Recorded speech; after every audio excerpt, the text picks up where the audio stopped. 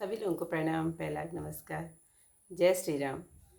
आज आगे की कथा राम जी का नाम लेकर के। श्री सीताराम जी ने मुझ पर बहुत प्रकार से अतिशय कृपा की है। तब भरत जी कर कमलों को जोड़कर प्रणाम करके बोले, हे स्वामी, अब मैं क्या कहूँ और क्या कहाऊँ। आप दया के समुद्र और अंतर्यामी हैं। गुरुदेव को प्रसन्न और स्वामी को अनुकूल जानकर मेरे पापी मन का कल्पित दुख मिट गया है। मैं झूठे डर से डर गया। सोच करने की जड़ ही नहीं थी। दिशा भूलने पर सूर्य का दोष नहीं है। मेरा कुभाग्य, माता की कुटिलता, विधाता की उल्टी गति और समय की कठिनता, इन सब ने पांव रोप कर मुझे मारना चाहा, परंतु शरणागत रक्षक आपने अपना प्राण निभाया। यह अपनी आपकी नई रीति नहीं है। यह लोक तथा वेदों में प्रकट है, छिपी नहीं है। हे स्वामी, संसार बुरा कहे, केवल आप अनुकूल हो। फिर कहिए, किसकी भलाई से भला हो सकता है। हे देव, आपका स्वभाव कल्प वृक्ष के तुल्य है, कभी किसी के अनुकूल और प्रतिकूल नहीं है। जो कल्प वृक्ष को पहचान कर उसके पास जाता है तो उसकी छाया से ही सब सोच दूर हो जाते हैं।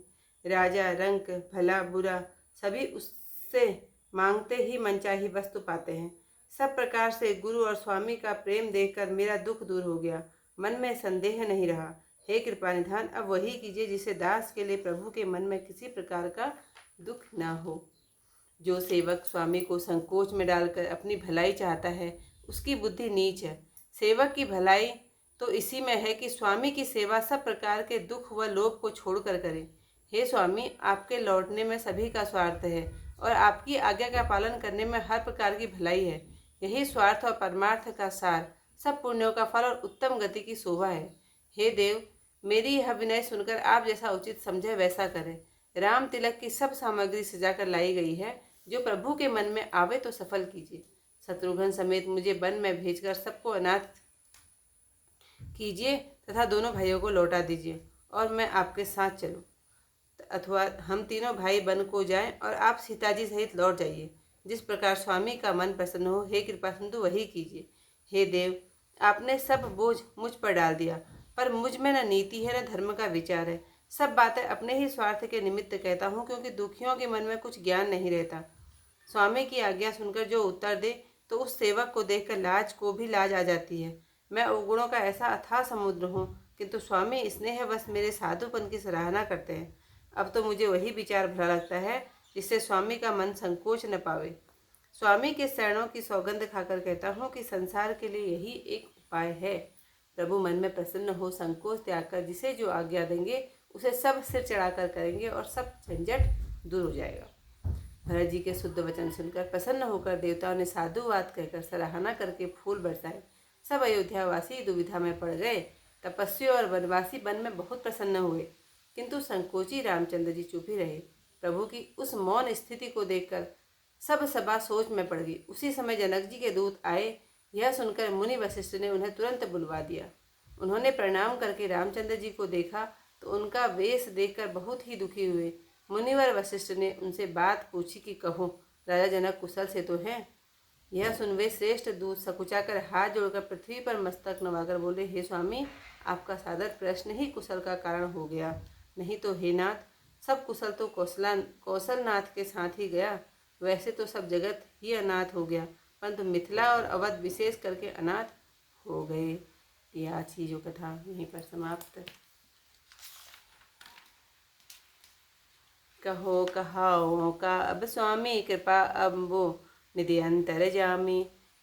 गुर प्रसन्न साहिब अनुकूला, मिली मीटी मलिन मन कल्पित मूला।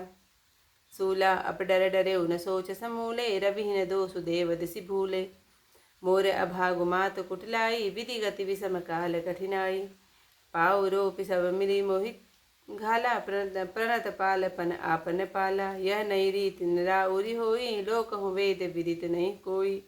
जगुअन भल भल एक गुसाई, कही होई भल कासु भलाई। देव देव सरु सरिस सुभाऊ, सनमुख विमुख न काहु काऊ। जाय निकट पहचानि तरु, छा समनि सब सोच। मागत अभिमत पाव जग, राव रंकु भल पोच। लखि सब विधि गुर स्वामी सनेहु, मिटेउ क्षोभ नहीं मन संदेहु। अब करुणा कर कीजिए सोई, जन हित प्रभु चित्त क्षोभ न होई। जो सेवक साहिब ही संकोची, निज हित चाहे तासु मत चोपी। सेवक हित साहिब सेवकाई, करे सकल सुख लोभ विहाई। स्वार्थ नाथ फिरे सब ही का, किए रजाए कोट विदनी का। यह स्वार्थ परमारथ सारु, सकल सुखत भल सुगति संगारु। देव एक विनती सुन मोरी, उचित होई तस करब बहोरी। तिलक समाजु साजी सबु आना, करे सुफल प्रभु जो मन माना। सानुज पठय मोहि बना, कीजिए सबई सनाथ। न तरु फेरी अहि बंधु दो, नाथ चलो मैं साथ। न तरु जाहि वन तीनियो भाई, बहुरिय सिय सहित रघुराई। जय विधि प्रभु प्रसन्न मन होई, करुणा सागर कीजिए सोई। देव दीन सब मोहि अभारो, मोरे निधन धर्म विचारु। कहूँ वचन सब स्वार्थ हेतु, रहत न आरत के चित चेतु। उतरु दे सुनि स्वामी रजाई, सो सेवक सुलखी लाज रजाई।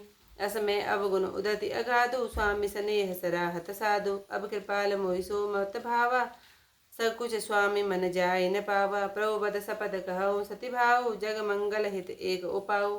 प्रभु प्रसन्न मन सकुच तजी, जो जहि आय सुदेवा। सो सिर धरि धरि करहि सबु, मिटहि अनट अवरेवा। भरत वचन सुनि सुनि सुचि सुन सुर हर्षे, साधु सराय सुमन सुर बरसे। असमंजस बस अवध निवासी, प्रमुदित मन तापस वनवासी। चुप ही रहे रघुनाथ सकोची, प्रभु करती देख सभा सब सोची। जनक दूत तेहि अवसर आए, मुनि वशिष्ठ सुनि वेगी बुलाए। करि प्रणाम तिन राम निहारे, वेसु देखि भय निपट दुखारे। दूतन मुनि वर बूझी बाता, कहऊँ विदेह भूप कुशलाता। सुनि सकुचाई नाई मही माथा, बोले चरवर जोरे हाथा। बुझव राउर सादर साई, कुशल हेतु सो भयो गोसाई।